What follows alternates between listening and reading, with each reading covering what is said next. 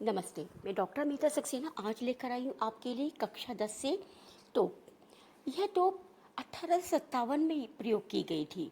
यह अंग्रेजों की बनाई तोप थी। अंग्रेजों ने भारत में लाई और इसने भारत के वीरों, भारत की बहादुरों को मार डाला था। यह प्रयोग जब हुई थी तब उस समय देश में बहुत सारी रियासतें थी, छोटे छोटे राज्य थे, पारिवारिक कलह थी, आपस में लड़ाइयाँ थी। तो सब लोग एक दूसरे को नीचा दिखाने के लिए बाहर वाले मतलब ईस्ट इंडिया कंपनी की मदद लेते थे और अंग्रेजों ने फूट डालो और राज करो, डिवाइड एंड रूल का सिद्धांत अपनाया। तो हम इस तोप के बारे में बता रहे हैं। कंपनी बाग के मुहाने पर धर रखी है यह तोप 1857 की तोप। इसकी होती है बड़ी संभाल, विरासत में मिले कंपनी बाग की तरह साल में चमकाई जाती है 2 बार। यह कंपनी बाग अंग्रेजों ने देश के प्रसिद्ध नगरों में कुछ बाग बनाए थे, गार्डन, जो इलाहाबाद, जयपुर, अलवर और लखनऊ, कानपुर में भी हैं।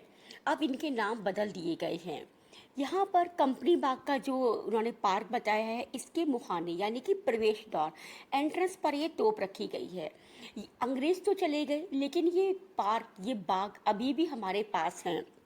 यह बाग हमें याद दिलाते हैं उस समय कैसे इन बाग में मीटिंग होती थी, हमारे स्वतंत्रता सेनानियों की कई बार एनकाउंटर भी होते थे और हम लोग बाग की भी देखभाल करते हैं। इसके साथ ही साल में 2 राष्ट्रीय पर्व, स्वतंत्रता दिवस 15 अगस्त, गणतंत्र दिवस 26 जनवरी, इन 2 विशेष दिनों पर हम इस तोप को चमकाकर साफ करते हैं।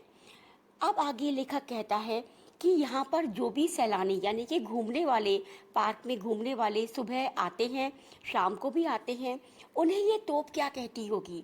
यह तोप कहती होगी, मैं हूँ बहुत जबर, मैंने उड़ा दिए सूरमाओं के धड़के। यानी कि तोप कहती होगी एक समय की बात है जब मैं बहुत ताकतवर थी, मेरे में गोले दागे जाते थे, मैं आग उगलती थी और न जाने कितने अनगिनत भारतीय वीरों को, भारतीय सपूतों को, धरती माता के वीर पुत्रों को मैंने मार डाला है। हर एक चीज का अंत होता है, चाहे वो अच्छी हो या बुरी।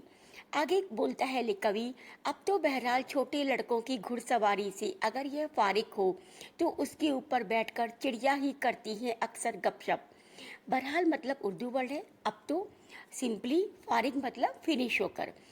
अब तोप कहती है वो तो जमाना था जब मैं बहुत तेज थी, लोगों को मार सकती थी, अब मुझ में कहाँ शक्ति है, अब तो मैं खराब हो चुकी हूँ।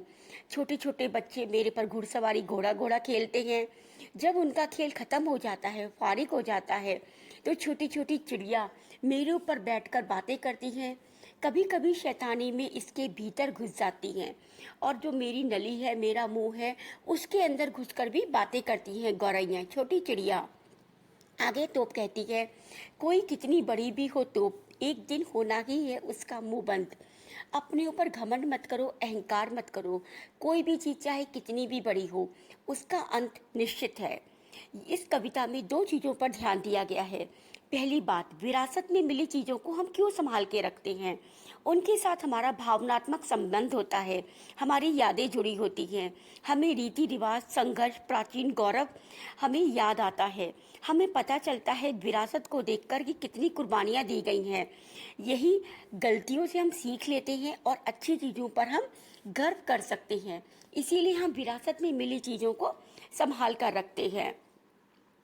तोप हमें सीख देती है, हमें दुश्मन का मुकाबला बहादुरी से करना होगा। आज़ादी हमें बहुत संघर्षों के बाद मिली है, हमें इसे संभाल कर रखना होगा। धन्यवाद।